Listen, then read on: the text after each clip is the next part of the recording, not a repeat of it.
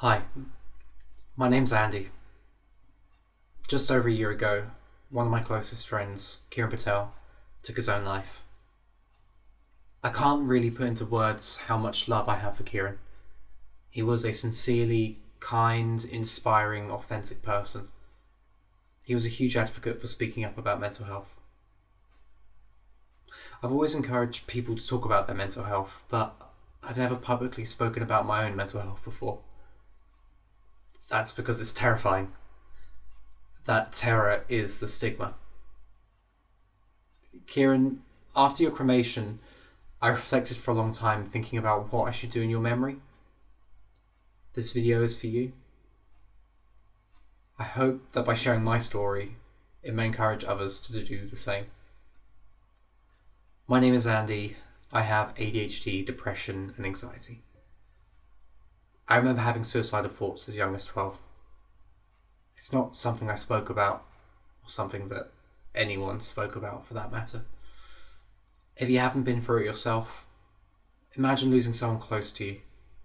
That endless sadness that you feel. So overwhelmed by it that you find it difficult to eat, to sleep, do basic things like look after yourself. That's depression. And depression comes with a voice. It's a voice always in the back of your mind, with one sole aim to make you loathe yourself. It tells you to get a grip, that what you're feeling isn't that bad, and to get over it. It makes you feel guilty and stupid for feeling the way that you do. I wasn't diagnosed with ADHD until I was 24. I went through school and university undiagnosed. It was hard. And that made the depression even harder to manage. When you live a life where people tell you repeatedly that you do the minimum needed to get through, that you're not applying yourself enough, you're told you're bright and have great potential, but you're not putting the effort in.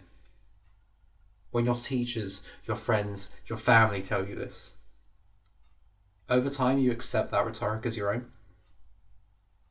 I put more pressure on myself. I became my own worst enemy. I would blame myself for not working hard enough whilst working myself down to the bone. In my third year, I went to see a GP about ADHD. They referred me, but I failed to return the screeners they sent me through the post. I failed to do that because that inner voice telling me that I was fine, that I'm making this up, I'm just not working hard enough. I was also equally scared that if I didn't have ADHD, it would completely validate that inner voice. That inner conflict between a voice that minimizes everything you're feeling and the fear that that voice might actually be correct held me back from treatment for so long. A few years later, I was in the transition year between graduating and registering as a pharmacist. I was under a lot of pressure. At my worst point of insomnia, I slept 18 hours in 1 week. I started self-harming. A lot. I used to cut my legs because I knew I could hide it. I registered as a pharmacist in August 2016.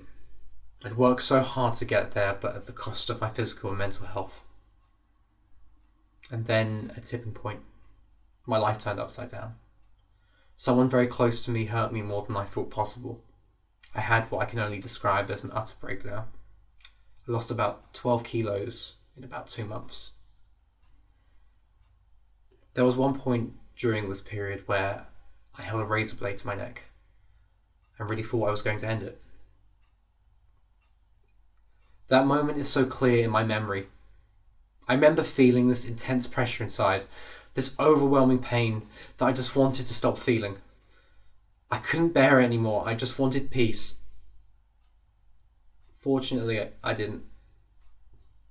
But that breaking point gave me the motivation to keep going.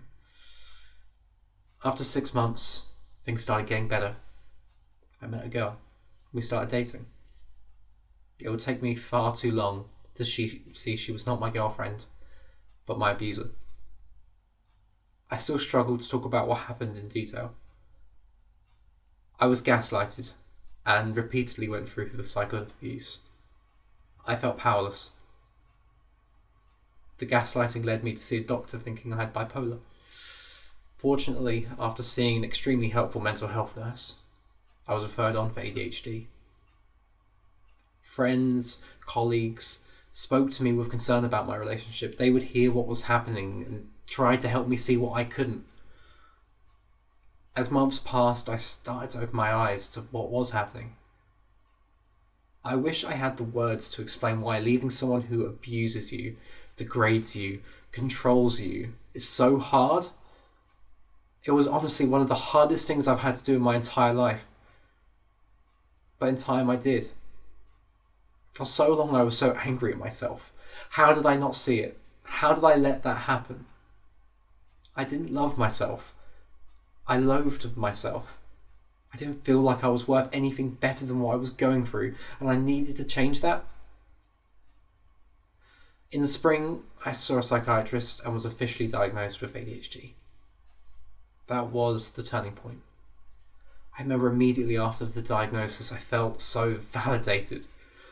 I felt like my issues had been heard, that they were real, that inner voice was wrong this whole time. That validation grew, and over time it helped me become whole and accepting of myself. I felt like I finally understood myself for the first time.